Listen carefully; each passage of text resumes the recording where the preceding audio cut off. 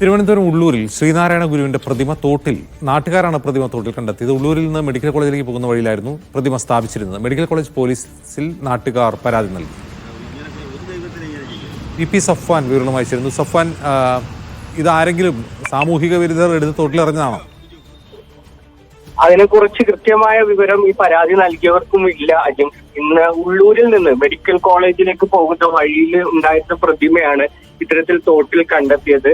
ഉള്ളൂരിലെ ഒരു കൈത്തോടാണിത്. മലിനജലം അടക്കം ഒഴുകുന്ന ഈ തോട്ടിൽ ഈ പ്രതിമ കണ്ടെത്തിയതിൽ ദുരൂഹതയുണ്ടെന്നാണ് ഇവിടുത്തെ നാട്ടുകാരും SNDP പ്രവർത്തകരും പറയുന്നത്. ഇവിടെ ഉണ്ടായിരുന്ന പഴയ പ്രതിമ മാറ്റി പഞ്ചലോഹ കൊണ്ടുണ്ടായിരുന്ന പ്രതിമ സ്ഥാപിച്ചത് 5 മാസം മുമ്പാണ്.